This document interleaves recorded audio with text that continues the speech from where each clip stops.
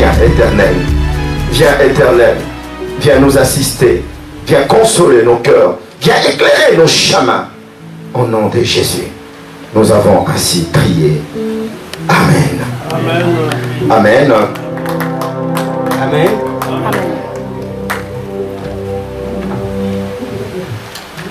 C'est vraiment une bénédiction pour moi d'être devant vous.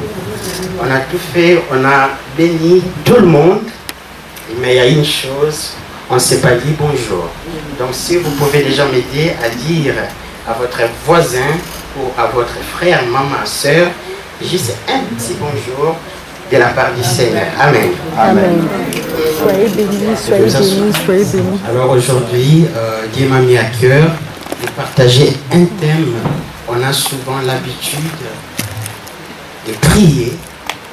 Nous, Papa Simplice, nous avait parlé l'autre fois de l'identité. Nous les chrétiens. Alors un chrétien, lorsqu'il prie, il doit savoir là où ses prières partent en réalité. Amen.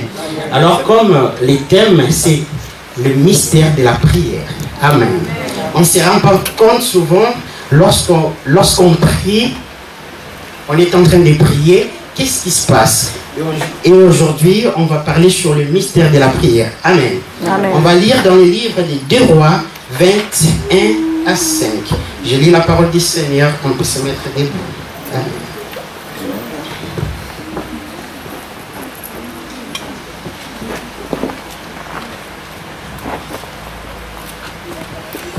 À cette époque-là, Ézéchias fut atteint d'une maladie mortelle. Le prophète Ésaïe, fils d'Amos, vint les trouver et lui annonça: voici ce que dit l'Éternel. Dans tes ordres à ta famille, car tu vas mourir, tu ne vivras plus. Ézéchias tourna le visage contre le mur et fit cette prière à l'Éternel. Éternel, souviens-toi que je marchais devant toi dans la vérité, avec un cœur intègre, et que j'ai fait ce qui est bien à tes yeux. Puis il plaira abondamment. Ésaïe était sorti, mais il n'avait pas encore atteint la cour du millier que la parole de l'Éternel lui fit adresser. On s'arrête là. La parole du Seigneur, on peut s'asseoir. Amen. Amen. Alors, nous tous on connaît l'histoire d'Ézéchias qui fut atteint d'une maladie, et le prophète Ésaïe vint à sa rencontre pour lui annoncer: l'ainsi dit l'Éternel que tu vas mourir. En un mot, et d'un coup, Ézéchias pleura. Et lorsqu'il a pleuré, après avoir pleuré, il a versé des larmes abondamment. Et lorsqu'il n'a même pas terminé, la parole de l'Éternel fut adressée à Ésaïe: va annoncer à Ézéchias pour sa guérison. Amen. Mais il y a une chose que j'aimerais qu'on pique dans ces versets. L'Éternel a entendu la prière d'Ézéchias. Qu'est-ce qui a fait que l'Éternel puisse entendre la prière d'Ézéchias? Amen. On connaît dans le livre des 1 Thessaloniciens 5, 23 qui dit que le Dieu de paix puisse vous sanctifier, esprit, âme et corps, et qu'il les conserve en lui et qu'il les rende irréprochables ou irrépréhensibles jusqu'à l'avènement des fils de l'homme. Amen. Amen. Et aujourd'hui, on comprend l'homme dans ces 3 parties, esprit, âme et corps, comme l'homme, corps, a ses facultés qu'on connaît tous, qu'on a eu à l'école. Et aujourd'hui, on va parler de l'homme esprit. Et dans l'homme esprit, je vais prendre juste un des facultés de l'homme esprit qui est la communion. La manière dont je vais parler à Dieu, la manière dont il va m'écouter, entendre ma parole et il va me répondre. Amen. La communion. Amen. Nous sommes là. Amen. Alors, dans le livre de 1 Jean 1,3, nous dit la parole, je lis.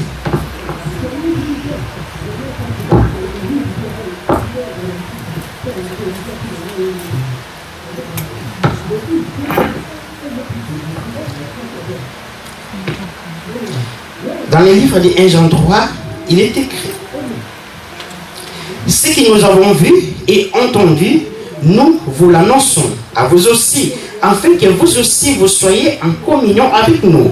Or, c'est avec le Père et avec son Fils Jésus-Christ que nous sommes en communion. Amen. Amen. La communion, c'est quoi? D'après la Rousse, c'est une union dans une manière. C'est une union de deux personnes ou de plusieurs personnes qui se mettent dans une même foi ou dans un même état d'esprit. Amen. Mais nous qui sommes des chrétiens, c'est la manière dont je veux me positionner en Jésus-Christ pour parler à mon Dieu. Amen. Alors, la première question est, quelle est la vitesse de la prière? Là, on ne se pose pas la question. Amen. Maintenant, on va les décortiquer. Nous tous, on roule avec des voitures. Il y a des voitures qui roulent maintenant. Il y a des chauffeurs ici, hein. Il y a des chauffeurs professionnels ici. Il y a des gens qui roulent aussi super vite. Aujourd'hui, on a des voitures qui peuvent atteindre une vitesse de 400 km par heure. J'ai bien dit. Ici, nous sommes pour être enseignés. Amen. Amen. Pas kilomètre-heure. Kilomètre-heure. Kilomètre par heure.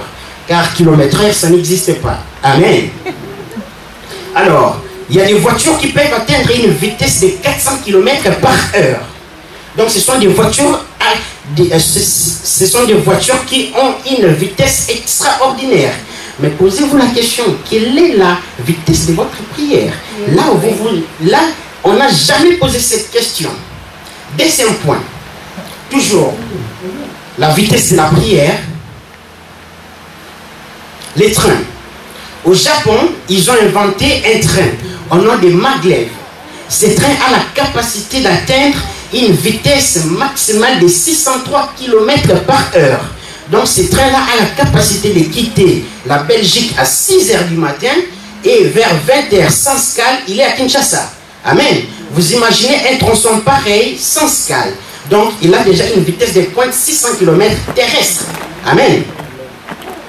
On a les sons, la vitesse sonique qui est égale à 1234 km par heure. Là, c'est la vitesse du son. 1234 km par heure.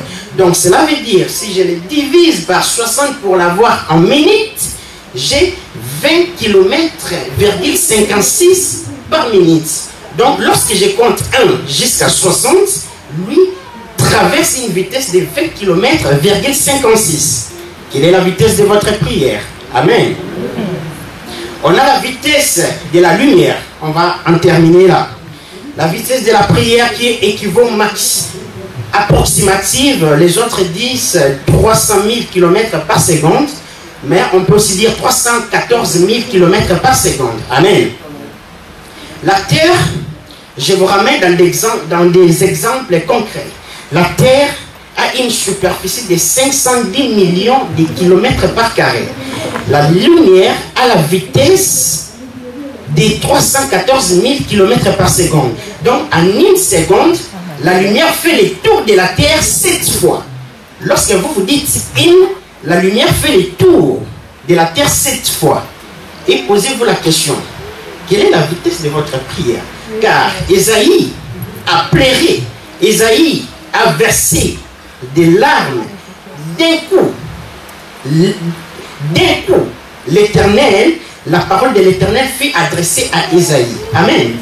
On ne se rend pas compte. Alors je l'explique. C'est comme une maison. La loi de l'univers dit quoi? Il y a 3 matières principales. Il y a 3 matières principaux. Il y a, pour que l'univers soit, il y a la matière qui constitue tout ce qui est gaz solide, gaz liquide et gaz liquide, gaz solide et gaz, le troisième gaz, alors je vais voir rapidement. Ok, rapidement. Alors, donc, il a 3 compositions. Il a l'espace, il a le temps et il a la matière. Dans les temps, j'ai le temps passé, j'ai le temps présent et le futur. Amen. Dans l'espace, j'ai l'espace qui définit la longueur, qui définit la largeur et qui définit la hauteur ou la profondeur. Amen. Et dans la matière, j'ai l'état liquide, solide et l'état gazeuse. Amen. Mais la Bible, elle est scinde juste en 3 mots. Au commencement, il y a les temps. Et puis le ciel, l'espace. Au moment qu'il y a des intellects, il y a des scientifiques qui les cherchent, mais la Bible, elle dit en 3 mots. Au commencement, il y a les temps, il y a l'espace, le ciel, et il y a la matière qui est la terre et qui constitue tout ce qui est astre. Amen. Je ferme. Alors, toutes ces trois matières ne peuvent pas exister sans un élément déclencheur, qui est la lumière qu'on vient de citer. Amen. Supposons, on est dans cette salle, on éteint toute la lumière de cette salle. La salle est dans l'obscurité totale, noire. On ne sait rien calculer. Je sais rien calculer la mesure de la chaise. Je ne sais rien calculer tout ce qui est en état solide, tout ce qui est en état liquide, tout ce qui est en état gazeux. C'est de même aussi, le temps ne coule pas, car il n'y a pas de lumière. Amen. C'est de la même manière, je ne sais pas aussi calculer la longueur de la salle et la largeur de la salle et la profondeur ou la hauteur. Je l'ai comparé à l'univers pour que nous puissions voir une compréhension plus large. C'est le même exemple. Lorsqu'il est dit dans Genèse 1:3 que la lumière soit et la lumière fut, il y a beaucoup de scientifiques qui disent que l'univers ne s'arrête pas. Non, l'univers est défini par rapport à la lumière de Dieu, car c'est la lumière qui définit tout ça. Maintenant, la question est, là où la lumière s'arrête, ta prière a la capacité de dépasser cette lumière et aller à Dieu. Amen. Là où se trouve Dieu. Amen. Vous comprenez un peu? Quitter la lumière, quitter le cosmos, quitter l'univers. Ta prière, mais quelle est cette prière? Quelle est la vitesse de cette prière? Amen. Alors nous comprenons tous, nous connaissons tous dans géographie, récapitulons rapidement, on a les troposphères, les stratosphères, on a les mésosphères, les thermosphères, exosphères. Donc lorsque vous priez, il y a votre prière qui monte et on a ce qu'on appelle la galaxie, la Voie lactée. Nous sommes dans la galaxie, la Voie lactée. Amen. Pour géographie, nous sommes là. Hein? Amen. Ok. Nous sommes dans la galaxie, la Voie lactée. La galaxie, la Voie lactée est constituée de tout ce qui est planète, soleil, la lune, les étoiles. Amen. Ainsi que des compositions, en détail. Et l'homme qui a l'intellect n'arrive même pas à inventer un engin qui a la capacité d'avoir la vitesse de la lumière pour quitter cette galaxie qu'on appelle la Voie lactée, que nous sommes, pour aller dans la galaxie qu'on appelle la Voie l'Andromède, qui est à notre côté. On n'a même pas cette capacité. Mais ta prière a la capacité de percevoir même la galaxie, Amen. La Voie lactée. Amen. Je vous l'explique. Amen. L'ensemble des galaxies constitue ce qu'on appelle des amas. Des milliards de galaxies constituent ce qu'on appelle des amas. Des milliards des amas constituent ce qu'on appelle des super amas. Et tout ça, c'est l'ensemble de l'univers. Maintenant, ta prière a la capacité de quitter le monde matériel. Tout ce qui est l'ensemble des cosmos, l'univers, entrer dans la lumière qui ne subit pas les temps. Amen. Amen. Je vais l'expliquer. Dans le livre de Jacques 1, 16, 17.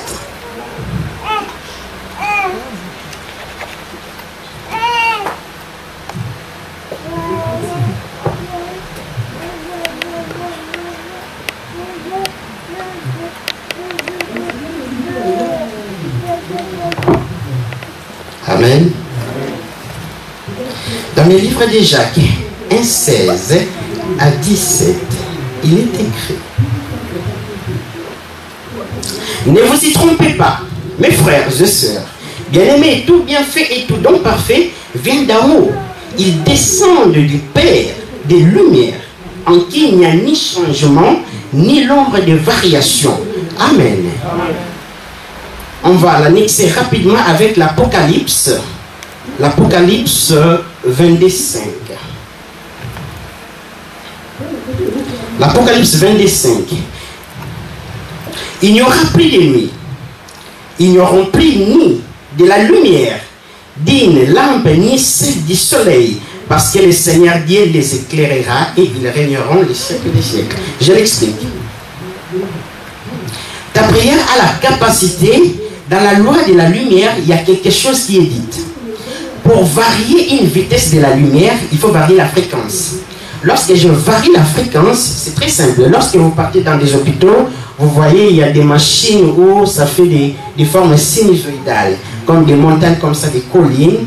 Et il y a une loi dans la lumière, lorsqu'on varie la fréquence, je varie automatiquement le temps. Donc lorsqu'on parle de fréquence, on parle du temps. C'est ainsi. Cette lampe que vous voyez, en une seconde, il s'allume 50 fois, il s'éteint 50 fois en une seconde.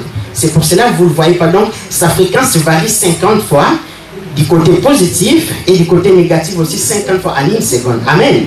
Maintenant, ta prière a la capacité d'entrer, comme dit dans le livre de Jacques, là où le Père des Lumières, à qui il n'y a pas l'ombre de variation. Lui qui est la lumière, qui ne subit pas la lumière, qui ne subit pas la loi de la lumière. Amen. Maintenant, quelle est cette prière qui a la capacité de percer cette couche? Amen. Amen. On va les comprendre. Point 2.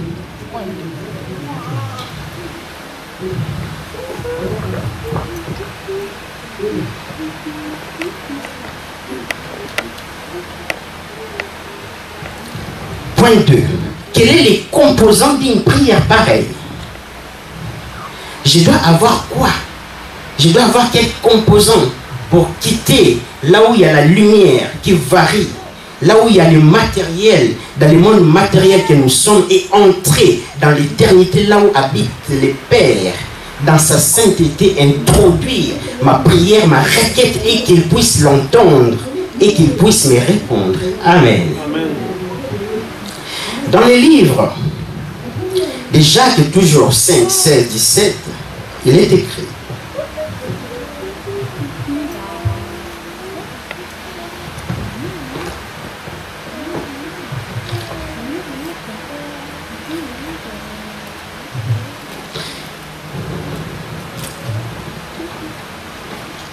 il est écrit. Amen. Avouez-vous donc vos fautes les uns aux autres et priez les uns pour les autres afin d'être guéris. La prière du juste agit avec une grande force. Et j'aime, dans d'autres versions, il est écrit: la prière fervente d'un juste a une grande efficacité. Quelle est cette prière qui a une grandeur incomparable, une force de pénétrer la couche? Est-ce que ici on parle de la prière ou on parle de la personne? Est-ce qu'on parle de la prière du juste ou on parle du juste? On parle du juste. La prière fervente d'un juste. Car s'il y a la prière fervente d'un juste, il y a aussi la prière infervente d'un injuste. Amen. On ne peut pas parler des cartouches sans pour autant parler des larmes. Amen. Et j'aime l'exemple de la parole de Dieu, comme il nous dit, il nous donne la parole, il nous donne l'exemple du prophète Élie. On dit, Élie était de même, l'homme de la même nature que nous. Je prends toujours l'exemple du prophète Élie. Alors dans ce cas-là, je me penche là où l'Éternel avait répondu le prophète Élie par le feu. Nous tous, nous connaissons cette histoire. Il a répondu par le feu. J'espère qu'il n'y a personne qui va oser de dire qu'il a fait l'intercession ici plus que les prophètes de Baal. Non. Ils ont fait l'intercession du matin jusqu'au midi et en commençant à faire les incisions. Ça, on ne peut pas le faire. C'est Seigneur Jésus-Christ qui a été déjà cloué pour nous à la croix. Amen. Amen. Ils ont fait les intercessions. Ils ont intercédé et a commencé à en faire des incisions. Mais regardez, lorsque le prophète Élie vient, le prophète Élie n'avait pas intercédé, avait dit seulement quelques mots. C'était les conséquences de sa vie de prière d'intimité. Yes. Amen. Amen. Amen. Donc on comprend, avant que j'aie ce qu'on appelle ces composants de prière qui vont me faire propulser, que Dieu puisse entendre ma voix, ma prière, et qu'il puisse m'exaucer, je dois porter des cartouches. Mais avant que je porte des cartouches, moi-même, je dois être ces cartouches-là. Amen. Donc, je dois être juste. Je dois être pieux. Je dois être intègre dans ma conduite. Je dois avoir une vie de prière. Non seulement un temps de prière, mais une vie de prière. Amen. Amen. Dans le livre de 1 Corinthiens 13, on dit il nous reste ces trois choses: l'amour, la foi, l'espérance. Amen. Mais le plus grand dans tous les trois, c'est l'amour. Aujourd'hui, je vais parler juste de l'amour et de la foi, car l'espérance naît aussi de la foi. Amen. Et je vais l'annexer. Alors, les premiers composants qu'on a parlé, on ne peut pas avoir une prière d'amour si moi-même je n'ai pas l'amour du Seigneur Jésus-Christ à moi. Amen. Dans le livre de Jean 3,16, on connaît tous ces versets chéris, je dirais. Dieu a tant aimé le monde qu'il a donné son Fils unique, afin que quiconque croit en lui, nous connaissons tous la fin. Amen. Mais moi, j'aimerais arrêter là et vous dire une chose. Dieu a tant aimé le monde. On n'a pas dit Dieu a aimé le monde. Car si Dieu avait aimé le monde, il resterait là à contempler. Car il aime le monde. Qu'est-ce qui a poussé à Dieu d'agir, d'envoyer son propre Fils unique? Parce qu'il a aimé. Il a aimé. Il a aimé dans sa profondeur insondable, sans engendrer ce qu'on appelle la compassion. C'est pour cela qu'on dit Dieu a tant aimé le monde. Il n'a pas seulement aimé, mais il a tant aimé le monde. Amen. L'amour engendre ce qu'on appelle la compassion. La compassion, c'est quoi? Amen.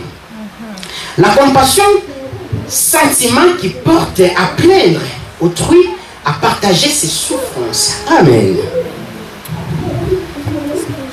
C'est pour cela, vous remarquerez bien, Jésus-Christ sur la terre, on n'a jamais dit Jésus-Christ c'est rempli d'amour. Et il est rempli de compassion. Non. Lui est amour, il engendrait que la compassion. Mais vous et moi, on doit avoir l'amour du Seigneur Jésus-Christ pour engendrer la compassion et pour faire une action. Maintenant, quels sont les obstacles qu'on ne prête pas attention? Ici, je ne parle pas des prières, des obstacles comme les péchés, mais je parle des choses qu'on ignore souvent. Amen. Pour que ta prière soit fervente, pour qu'une malade soit guérie. Amen. Très simple. Remarquez bien les hommes de Dieu qui prient pour des gens qui sont malades et des gens qui sont guéris. La première des choses, lorsqu'il touche la personne, et tu remarqueras l'homme de Dieu commencer à pleurer. Donc il prend la souffrance de la personne qui a la lèpre, il la porte comme un intercesseur, il donne ça à Dieu. Mais avant qu'il le donne, il le prend. Il le prend. Mais pour que l'ennemi te trompe, regardez ce qu'il fait dans ta vie. Pas dans ta vie, hein, pas dans notre église. Hein. Amen. Tu verras si tu es spirituel ou pas. J'aimerais éclaircir ici. On a une mauvaise pensée de dire celui-là est spirituel parce qu'il lit beaucoup la Bible. Un homme spirituel, c'est celui qui a l'intelligence divine de Dieu. C'est celui qui a la sagesse divine de Dieu. Car Maman Amaolo nous avait dit la crainte de l'Éternel, c'est le commencement de la sagesse. Donc arrêtez un peu ces genres de pensées. Un homme spirituel, c'est celui qui forme aussi des projets. Il a une vision de Dieu et il lui donne la provision pour matérialiser ce qu'il a eu comme vision. Amen. On a compris. Amen. Alors, il prend la compassion. Il voit, c'est très simple. Comment ça fonctionne? Je vois un petit que je ne connais pas. Il souffre. Je dois regarder la personne ressemble à qui? Très simple. Il ressemble à mon neveu. Si je vois mon neveu comme ça, je ne peux plus le laisser comme ça. Même s'il m'avait insulté. Directement, je vais oublier ces insultes. D'abord mon neveu. Vous comprenez un peu? Je prends la personne comme mon neveu. Si elle ressemble, si elle a... Donc je vois par rapport aux morphologies. Celui-là, il est comme mon père. Je ne peux pas le laisser comme ça. Papa, viens, on prie. Même si tu m'avais fait du mal, on prie. Maintenant, ce que l'ennemi fait, c'est quoi? C'est très simple. Tu verras si tu es spirituel ou pas. La nuit, on vient t'étrangler. Et la même personne a eu la répercussion. Et le matin, tu te réveilles. Regardez si tu es spirituel ou pas. Or, car les degrés les plus élevés dans la spiritualité, c'est l'amour. C'est pas envoyer le feu. C'est l'amour. Amen. Amen. Lorsque tu te réveilles, la première des choses, tu vas te poser la question. Pour les saints, il a eu ce qu'il voulait. Il a eu vraiment, franchement, ce qu'il voulait. Là, c'est le début. Il va encore en avoir. Le fait, je ne vais pas arrêter. Tu n'es pas encore spirituel. Et tu as d'un coup bloqué la guérison de la personne. Or, si tu étais spirituel, rempli d'amour, dis Seigneur, Seigneur, ils sont venus. En moi, ils ont découvert la puissance du Seigneur Jésus-Christ. Donc, permets-moi de partir lui prêcher que celui qui est en moi, qui l'a vu hier, la nuit, il est plus grand. C'est ainsi qu'il va se convertir. Amen. Car il y a beaucoup qui se convertissent pas. C'est toi la cause qui est chrétien. C'est toi le chrétien qui est la cause. Et Dieu va te le demander. Envoyez les feux. Amen.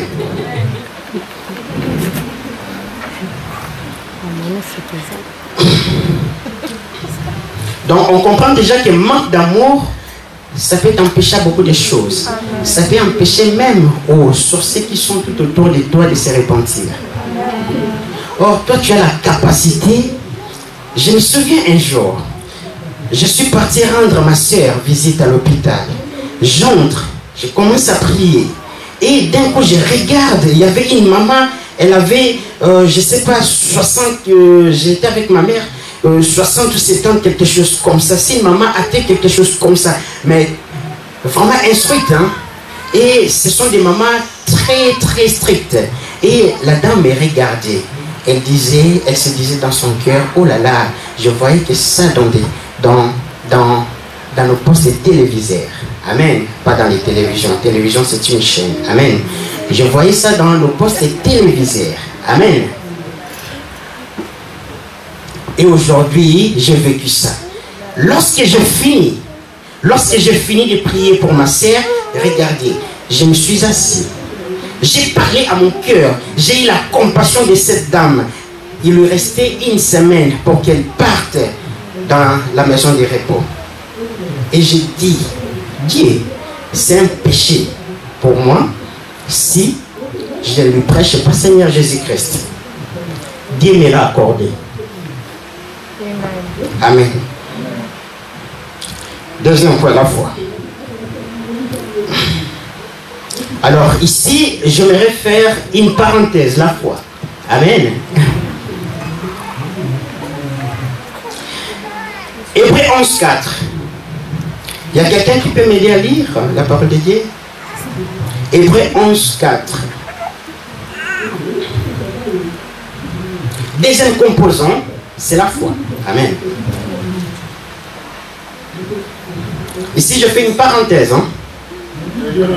Amen, Papa Saint-Christ. Hébreux 11.4. Oui.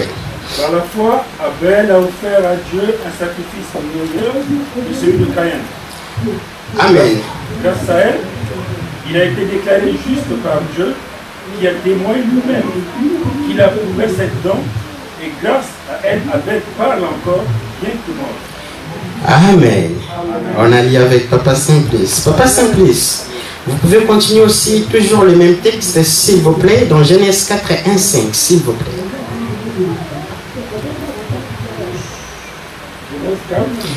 1.5. Ici, je fais une parenthèse. Hein. Je parle toujours de la foi. Toujours de la violence. L'homme s'unit à l'enceinte et donna naissance à Caïn. Amen. Avec l'aide de l'Éternel, j'ai formé un homme. Amen. Elle mit encore au monde un frère de Caïn, Abel. Amen. Abel devint berger et Caïn cultivateur. Au bout d'un certain temps, Caïn présenta des fruits de la terre en offrande à l'Éternel. Abel, de son côté, présenta les premiers-nés de son troupeau et on offrit les meilleurs morceaux. L'Éternel porta un regard favorable sur Abel et sur son offrande. 5. Mais pas sur Caïn et son offrande. Caïn se mit dans une grande colère et son visage s'ascendit. Amen. On a dit deuxième point, c'est la foi. Je fais une parenthèse, je parle toujours de la foi. On parle de l'offrande d'Abel. L'offrande d'Abel a été agréable devant Dieu. C'est celui de Caïn. Amen. Si vous parcourez le livre des Agées, où on dit la gloire du deuxième maison sera plus grande que la gloire du première maison. Ça veut dire quoi? Je l'explique très simplement. Amen.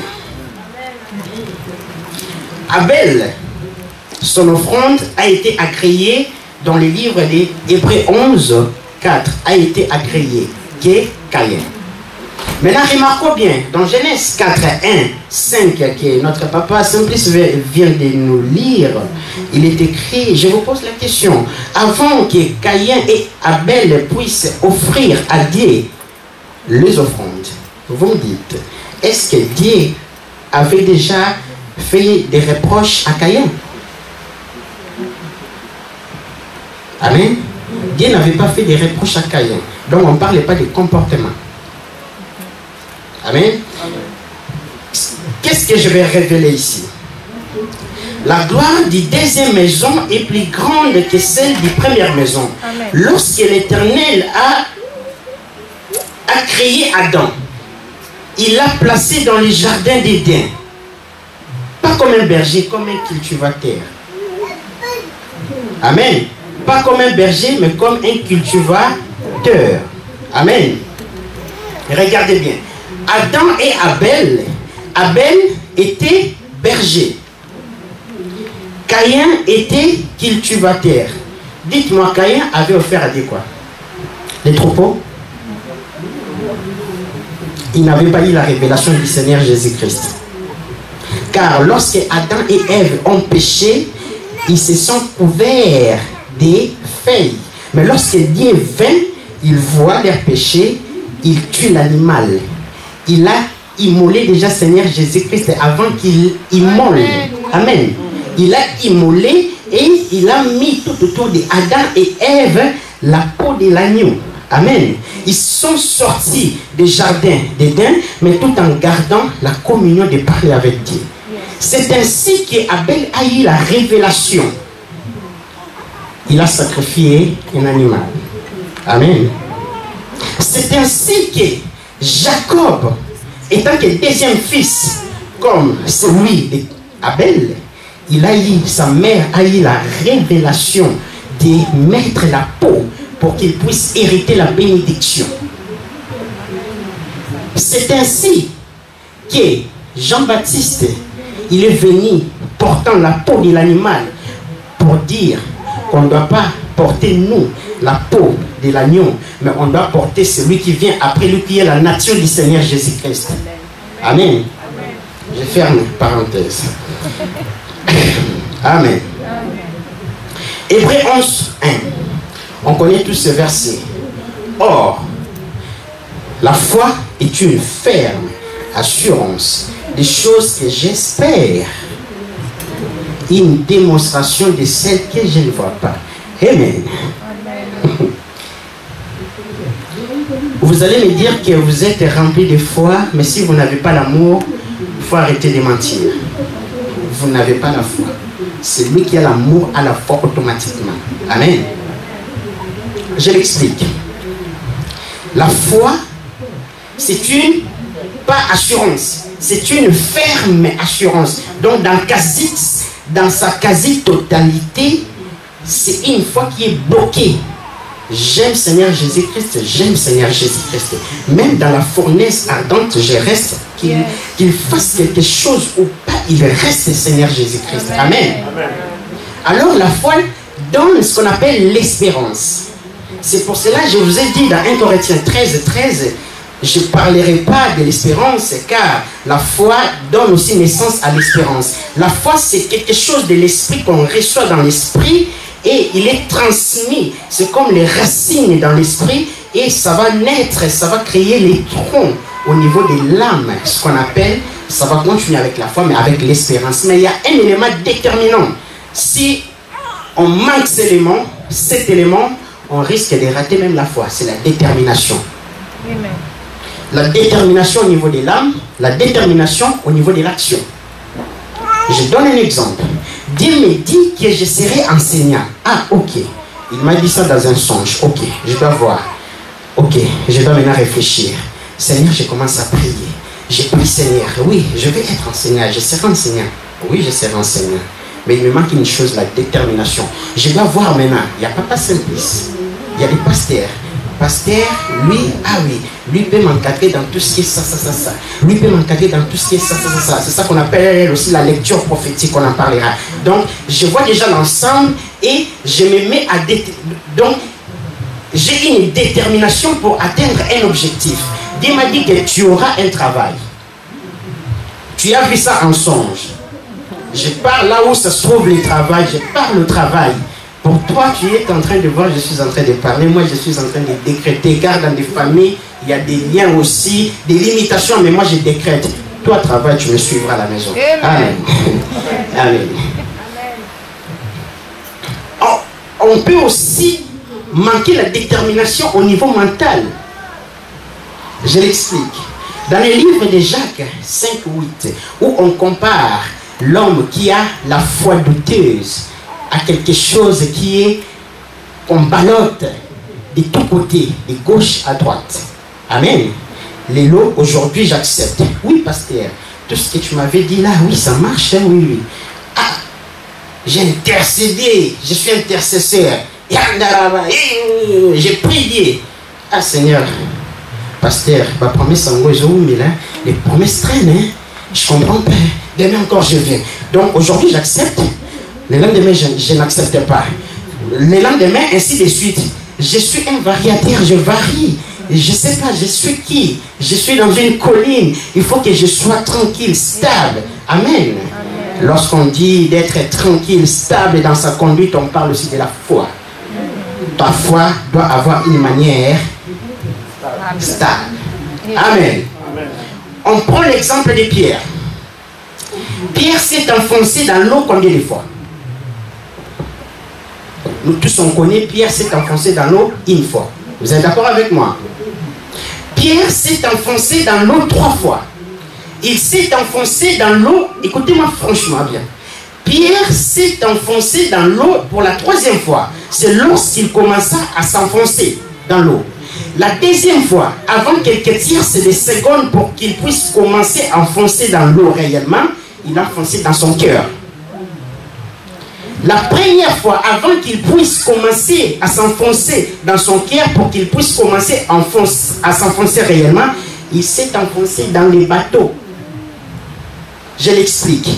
Pierre a vu Seigneur Jésus-Christ, a dit, si il n'a pas dit, je sais que tu es Seigneur Jésus-Christ. Il appelle déjà Seigneur.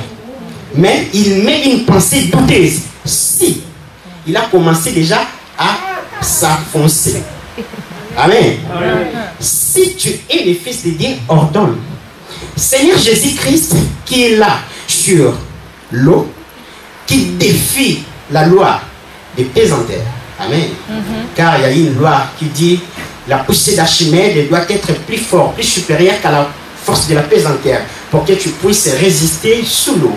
Et lui étant un homme de l'an 0, où il n'y a rien, il n'y a pas de technologie, il se met sur l'eau. Amen. Il défie l'eau, il est là, il appelle Simon, viens. Même sa pensée douteuse. Jésus-Christ, dans ses pensées, il n'avait pas. Jésus-Christ, dans ses pensées, il attendait de saluer Pierre, de dire, j'ai entendu ta prière. De lui serrer la main, car ta foi est grande. Amen. Mais Pierre s'est enfoncé d'abord dans les barques et dans l'eau. Il est dans la barque, il s'est déjà enfoncé. Si tu es le Fils de Dieu. Et lorsqu'il a commencé à marcher, le cœur commençait à battre. Il a commencé à s'enfoncer et réellement il s'est enfoncé pour la 3e fois. On voit la première fois. Amen. Maintenant, lorsqu'il s'enfonce, il crie Seigneur. Et ce genre de prière, parfois le Seigneur nous répond, c'est par la grâce. Amen. Il ne répond pas par ta foi. Parfois, il ne t'a pas répondu par ta foi. Il t'a répondu pour sauver l'honneur de son nom. Il a vu Pierre s'enfoncer dans l'eau.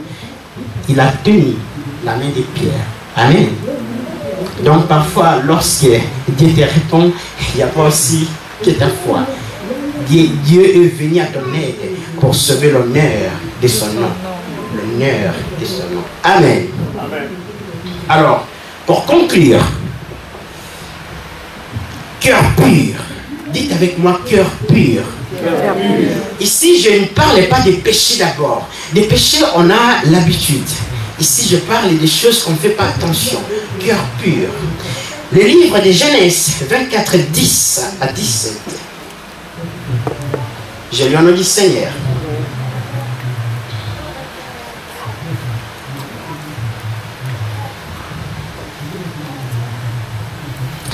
le serviteur prit 10 chameaux parmi ceux de son Seigneur et il est parti avec tous les biens de son Seigneur à sa disposition. Il s'éleva et se rendit en Mésopotamie. Vous comprenez, Mésopotamie, c'est l'ancien Irak. Amen.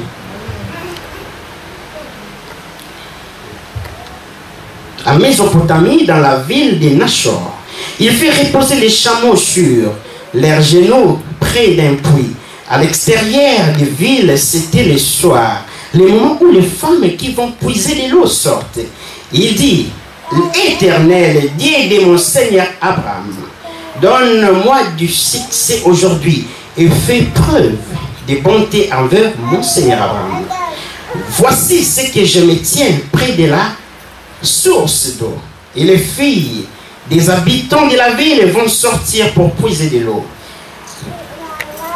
Que la jeune fille à laquelle je dirai penche ta cruche pour que je boive et qui répondra bois, je donnerai aussi à boire à tes chameaux, soit celle que tu as destinée à ton serviteur Isaac.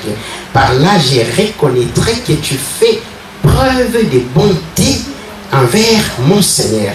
Il n'avait pas encore fini. Il n'avait pas encore fini. Il n'avait pas encore fini de parler que Rebecca sortit sa cruche sur l'épaule.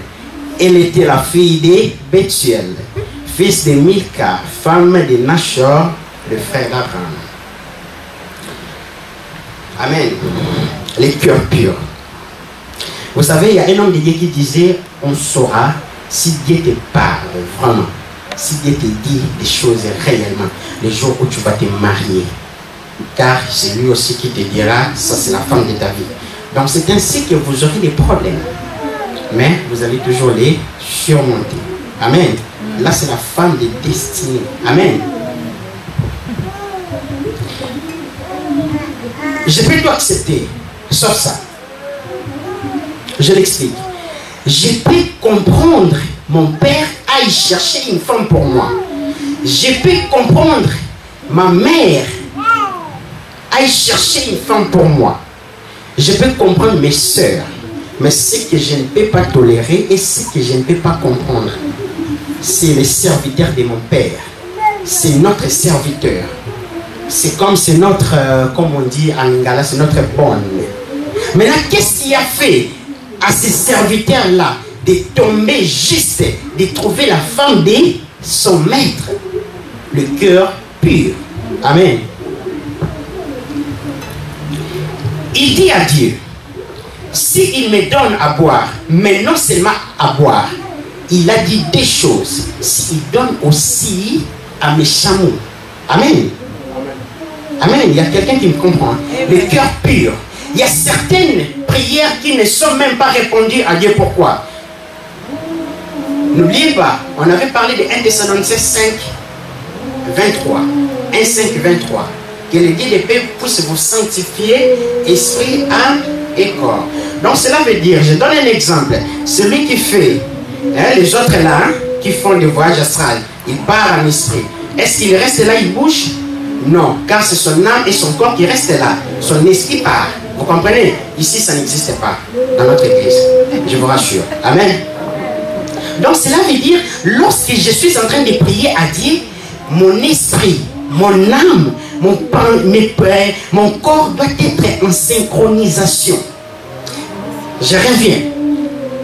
Ézéchias, il a prié. Mais lorsqu'il a fini de prier, il a fait quoi? Il a fait une prière dans des soupirs inexprimables que son corps ne comprenait pas.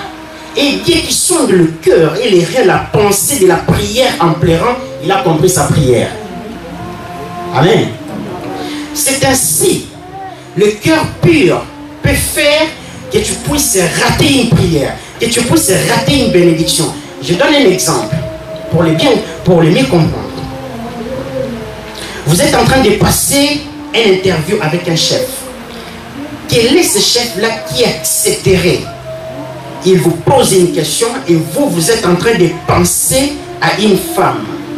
Donc cela veut dire que vous n'êtes même pas là intelligemment. Donc au niveau de l'âme, vous n'êtes pas là. Ton âme est partie là où se trouve la femme, en fait. Mais les dieux tout-puissants, lorsque tu pries, au moment que tu pries, c'est juste des paroles qui sortent, mais ton âme n'est pas en accord avec toi-même, avec ce que tu fais sortir. C'est ainsi qu'il y a beaucoup de gens, ils peuvent rester dans la présence de Dieu sans parler. Dieu a répondu. Ils ont compris comment fonctionner, comment... Vous savez, je vais vous révéler une chose. Ici, nous tous, nous parlons, nous sommes des saints. Mais si ce jour-là, Dieu augmente le niveau de nos pensées, on va se retrouver 5 personnes peut-être à l'église ce jour-là. Car il y a beaucoup qui remarqueront que, en parlant, je parle mieux. Mais en pensant, je suis terrible, je ne peux même pas, car il y a des pasteurs qui vont entendre ce que je pense dans mon cœur. Amen. C'est ainsi, lorsque tu es en train de prier, il faut éviter ça. Tu es en train de prier, ton âme, tu es en train de penser. L'ennemi vient avec des choses logiques, logiques parfois. Je suis en train de prier juste à la fin des cultes et je commence à penser à quelque chose qui est logique. Il y a quelqu'un qui me doit de l'argent. Juste au moment de la prière. Vous pouvez tout accepter. Les oiseaux peuvent voler sur votre tête comme ils veulent. Vous ne pouvez pas les interdire. Mais ce que vous ne pouvez, pas accepter, qu'ils puissent déposer leur ordure sur votre tête. Je me suis fait bien comprendre. Amen. Donc cela veut dire, lorsque je prie, mes pensées, moi qui sors, en réalité, tout ce qui sort de mes pensées, c'est réel, c'est moi qui sors, ce n'est pas les Shirley qui vous parlent. Ça c'est juste les carcasses. C'est moi qui ai les pensées. Amen. C'est les pensées qui viennent de mon cœur, qui est réellement moi. Alors, lorsque vous êtes en train de prier, ton âme est au stand, en train de dire déjà où on doit aller. Et l'ennemi vient avec des choses réelles aussi. On va aller dans les pique-niques des jeunes, les jeunesses de l'église. Donc les jeunesses de l'église, ça trouve normal. Donc il te trompe, il se masque vraiment dans la Bible. Donc c'est le pique-nique de l'église. Moi, je suis en train de penser comment on va faire au moment où on est en train de prier. Mais c'est des choses aussi de Dieu. C'est la jeunesse, on va l'évangéliser là-bas. Ton âme est là-bas, tu n'es pas en synchronisation. C'est ainsi que Dieu ne peut pas écouter ta prière. Car il n'écoute pas ce qui sort de ta bouche. Non seulement ce qui sort de ta bouche, mais ce qui sort de ton cœur. Amen. Amen. Comme dit le pasteur toujours, lorsque le Seigneur Jésus-Christ viendra, il ne viendra pas prendre ce qui se trouve à l'extérieur, ce qui se trouve à l'intérieur, le cœur pur. Réfléchissons sur ça. Si on doit augmenter nos pensées, on va se retrouver 5-6 personnes, car tu vas comprendre que je parle bien. Mais dans mon cœur, il y a des choses horribles. Amen. Maintenant, comment tirer, pour conclure, comment tirer les bons trésors de mon cœur? Amen. Je donne une histoire rapidement. Dans une famille, ils avaient l'habitude de prier ensemble. Et l'aîné qui priait, qui prenait la parole, lorsqu'ils priaient ensemble, il disait, Seigneur, je couvre cet endroit à 1 kilomètre de rayon et à 1 kilomètre, donc ça fait 10 kilomètres de diamètre, de circonférence sous la terre jusqu'à ton trône. Lui prenait ça, il déclarait des choses. Il dit des choses vraies.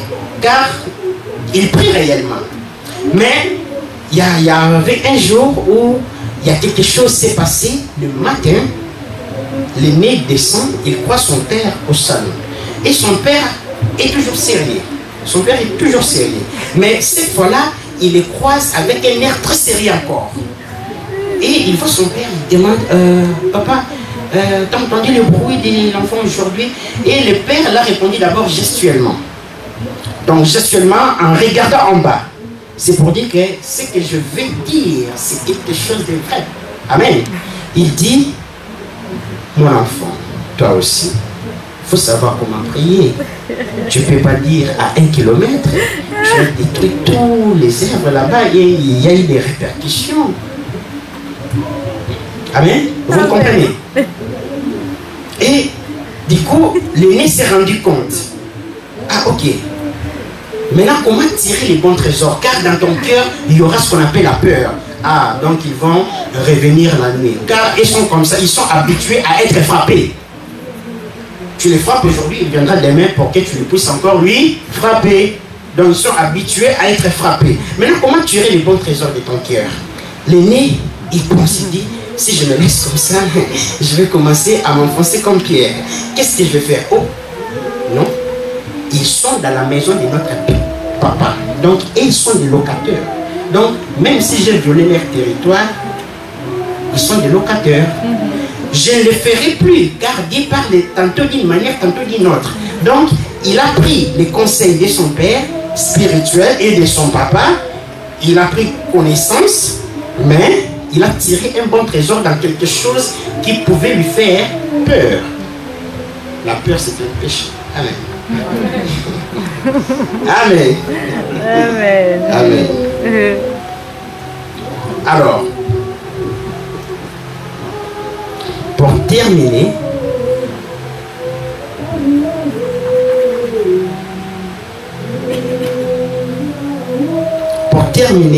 comment tirer encore, dernier exemple, comment tirer encore quelque chose de bon de son cœur. Mon frère, soeur, papa, maman, si jusqu'aujourd'hui tu fais des reproches à quelqu'un, tu es énervé, tu n'as pas encore atteint le niveau des bons trésors de ton cœur. Il faut arriver à un moment où je te reproche, tu as fait quelque chose de mauvais, mais je suis en paix, je suis rempli d'amour. Et là, tu es un homme spirituel. Amen. Lorsque tu es en train de reprocher quelqu'un, tu as fait ceci, mais regarde maintenant, après cela, je lui ai dit, il va voir. Tu as vu comment je lui ai parlé? Je donne un exemple concret. Il y a l'un de mes voisins, un nouveau voisin, entré dans le même bâtiment que moi. Alors, lui bloquait toujours la porte d'entrée. Hein? Bloquait toujours la porte d'entrée. Or, la porte d'entrée est faite pour sonner et puis tout le monde peut enclencher là-bas pour que la porte puisse s'ouvrir. Oui, s'ouvrir. Maintenant, il y avait des gens qui me disaient, allez, faut lui dire, ce sont les blancs, faut pas te laisser faire, faut lui dire. J'ai dit non, faut tirer les bons trésors de mon cœur. Peut-être que je vais lui prêcher un jour, je ne sais pas encore. Car souvent je croise qu'elle est blanche. Amen. Amen.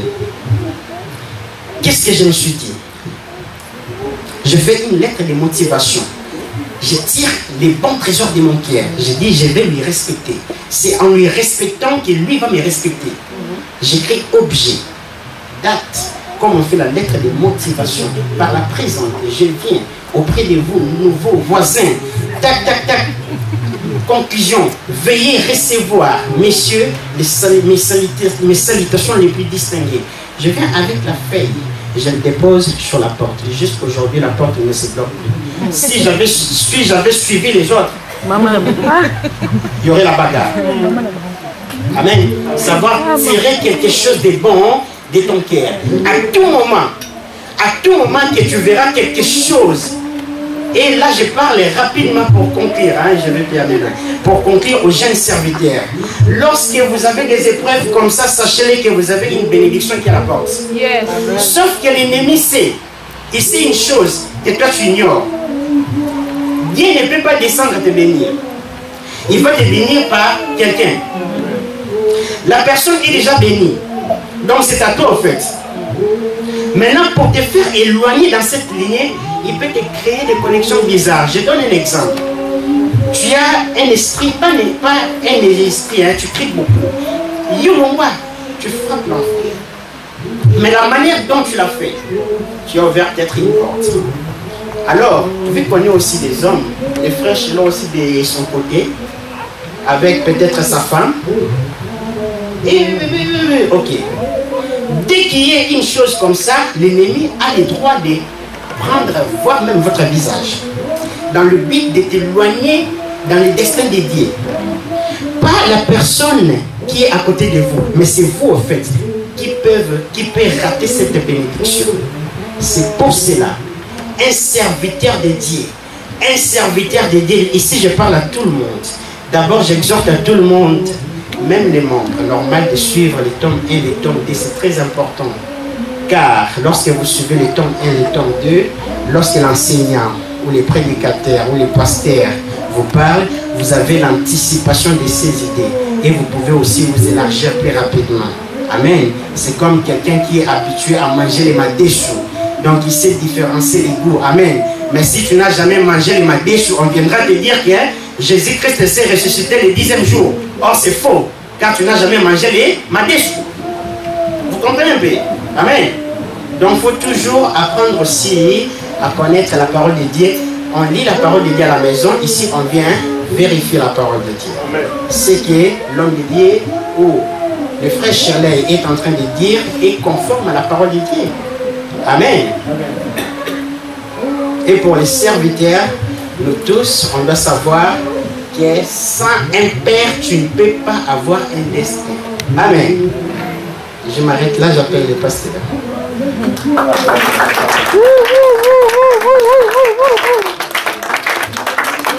Voilà, lèvons-nous maintenant pour prier. Tu vas dire à ton Dieu.